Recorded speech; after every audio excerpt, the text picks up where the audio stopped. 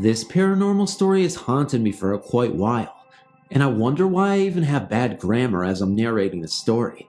But please understand, this video is not for the faint of heart. What I'm about to tell you is real, and my paranormal account is something that really happened to me as I made my way through life. Me and George Bush of the USA were riding swings together. His dad, George Bush Sr., was really concerned of his welfare, and so he accompanied us on a journey to make sure the swings were okay with us. At this point, we were really swinging hard, swinging for the fences as some might say, and we were just going at it, non-stop, until we were completely satisfied. That's when something creepy happened. George Bush turned to me, while on the swing, and turned to the swing that I was next to him, and he said, "Do you see that man?" For a moment I thought about it, and I just said, "Yeah, I think that's your dad. You want me to say hi?" And he goes, "No, we have to make sure he's not a paranormal entity." So, we look at our dad. It wasn't my dad, but I just assumed it was anyway, because this is how stories go like this. But anyway, I looked at my dad. It wasn't my dad, it was his dad. What's up with the grammar? I'm just trying to read the story. Anyway, we look at this dad. We're not sure if it's George Bush Sr. or Jr. or whatever the hell you have it, but we look at him. We wonder why we look at him. We don't even remember at this point because the story is just so confusing that we don't even know what the topic's really about. Paranormal, ghosts, flying underwear? We're not sure. So, me and George Bush Sr. or Jr., I don't know who I'm talking about anymore, and I don't know who I'm talking to at this point. We start to get really suspicious of George Bush, our dad, walking towards us. Like I said, it was so confusing, because how could this be George Bush's dad when I didn't even know my dad? Anyway, this makes no sense, but I swear to you this is true. I threw a rock at him, and it made me suspicious. I wondered who threw it. I was really wondering who threw the rock. But that's when George Bush turned to me, and he said, "Why'd you throw that rock?" And I told him, it wasn't a rock, it was a ghost. He looked at me so dumbfounded. He said, "But if you threw the rock, who's walking towards us?" We were speechless. We didn't know what to do as we were swinging on these swings. That's when the thing got closer and closer to us, until it couldn't get any closer anymore. It was practically at my ankles. We looked at this thing that we threw a rock at, or maybe it was me who threw myself at myself. But anyway, we looked at the guy, and to our astonishment, it was George Bush's dad, the one next to the swing. The one on the swing. He says to us hi. He turns to us also and says, "I hope you guys are okay. There's a ghost walking around, and I just wanted to make sure your swing time play was amazing." And then he disappeared. It was the strangest moment of my life, because I thought people who lived actually never disappear, but I sure was proved wrong that day. And to this day, I still wonder who threw that rock.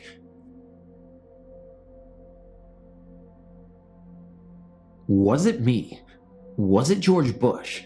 Was it the other George Bush who was standing right next to me but also swinging at the same time, and I don't remember how the story goes anymore? Who knows, but I could have swore that the rock was a person, and he ate Chinese food. One night, I was sitting at my desk, eating some food, when I noticed something strange underneath my desk.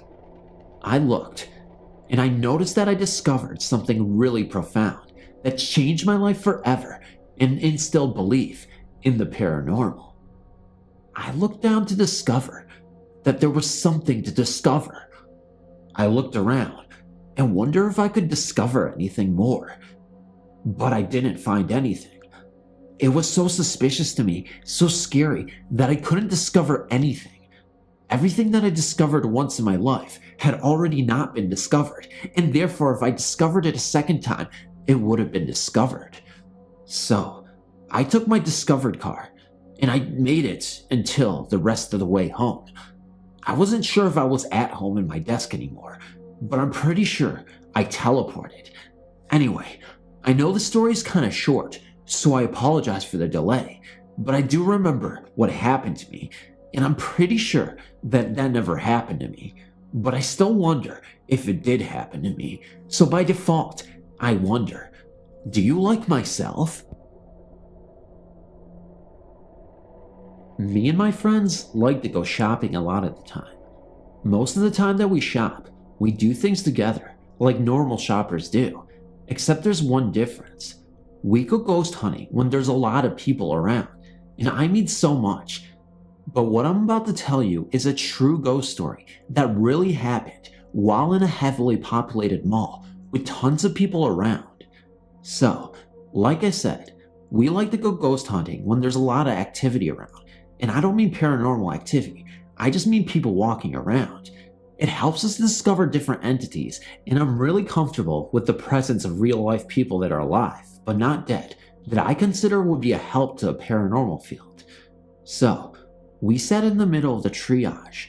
It was just a little tiny place in the middle of the mall, but we liked it so much that we had to hear scratching on the door that my cat is doing right now. So, we were over there, and to my astonishment, I had no idea what was going on. We were trying to do paranormal stories, but in the midst of it, we heard these voices. So many voices that they were inaudible. No, they weren't inaudible. It was like they were real live voices. Now keep in mind, this happened while we were at a mall with a lot of people, so it was frightening. But I swear to God, the voices that we heard were definitely entities or paranormal.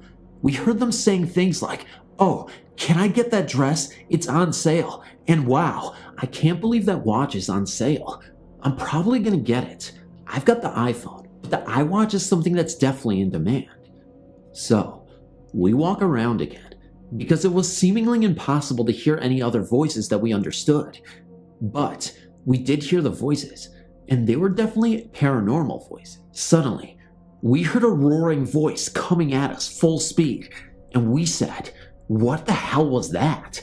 And then, a Ouija board flew out of my ass, and I had no idea where it came from. Even my friend said to me at the time, "Oh my gosh, the Ouija board flew out of your ass. What are you gonna do about that?" And so we played it, sat in the middle of the mall, all night, until the sun came up.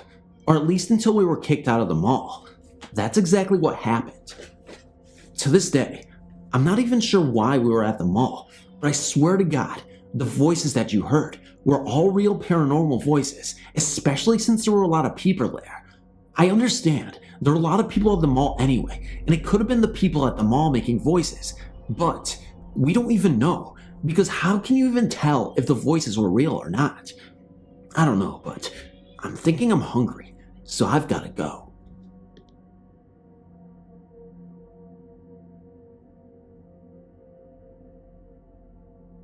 This story comes to me from my mother, who was a very avid believer in the paranormal. Her husband were walking down a lonely road in San Antonio, Texas, when they saw water. They wondered about the water, what it could do to them if they could drink it, and if it was suitable for them. So, they sat down by the water and drank it. As an aside, my dad and mom were very capable of drinking water. Water wasn't something that was foreign to them, so when they saw this piece of water, they wondered if it was solid enough to drink. That would make it ice, so we were wondering what happened. Now, before I even began, I swear that this next part is 100% true. The water said to us, "Whatever." And we were like, "What? You speak?" And the water said, "Yes, I'm actually your dad. I'm a ghost, and I speak to you in ways that you cannot imagine. I'm here to nourish your body, hydrate you, and make you feel one whole again. Do you guys want a sip?" We thought about it for a second, wondered if we should trust a paranormal guy in a water bottle that claims they're a dad. I looked at it funny. Then I said, "I'll take you up on the offer, but are you salt water or fresh water?" The ghost responded, or rather, the water responded, I think I'm tap water. There's fluoride in it, since we're in America, but I'm not sure if it's good for you or bad for you. Do you want to sip again? We said no, we're good. Tap water is disgusting. Then, before we knew it, we were rushed out of the hospital. Somehow we had magically teleported to the hospital, and in my state of disbelief, I said, "Water, are you a ghost? Or are you something more profound than that?" And he said to us, "What are you waiting for? This is the ghost, and I'm here to transport you to different dimensions." Even the hospital was a different dimension that we couldn't comprehend. It was like some kind of water that we couldn't understand. But then, the water turned to us yet again. "So, do you trust me enough to drink me now? I transported you to a different dimension, and this is how you repay me?" He started to get so agitated. I didn't know what to think at this point. "Look, we don't want any problems," we said. "We just want to go. Can you just take us back home to the street that we found you on?" He said no. He said, "You will drink us and you will make us happy." And then we thought about it. Us? There's only one water though. You're the only water. And he said, "Ha, no." And so he snapped his finger, and all these water bottles suddenly came to life and appeared before our eyes. "Oh no," we said. "What are we going to do?" "You will drink us, you will drink us," said the waters. And so, what did we do now? The paranormal entity / water, or whatever the hell that was, didn't really like us, but we were forced to drink them, even though we were not concerned of it, except the fact that it was tap water. If it was fresh water, we would have drank it. Hell, if it was shark water, we would have drank it also. But no, this was pure, unadulterated tap water, and it was coming to kill us. We still didn't know what to do. We were stranded in a different dimension, struggling outside a hospital that wasn't really a hospital in reality. But we knew the water was evil, and it was trying to get to us. "Water, water," they said to us. "We are water, we are water." And that's when I knew that this was not just a simple exchange of friendly gesture. They were possessing us. We got down on our knees, and we said, "Why, water? All we did was drink you all these years, and now this water that's also a ghost for some reason that we just forgot about in the story is trying to kill us and possess us? Oh no." So, long story short, the water died, and we weren't sure what happened to it. I know the ghost can't die, alright? I understand that. But if you're transported into a different dimension, you now know all bets are off. You now know that things exist that you couldn't even remember through your comprehension of sorts. You become so wordy that every word you say does not make any sense, and you philosophize with yourself, even though you're pretty sure that's not a word. So what do we do after we die? Who knows? Death is a sensitive subject, but I will tell you this. Never talk to water when you're out and about, especially in San Antonio, Texas, for you don't know if you'll be transported to a different dimension, and if you do, it might be something you will regret. So just remember, when you are going there, to be wary, and remember, do not drink the tap water.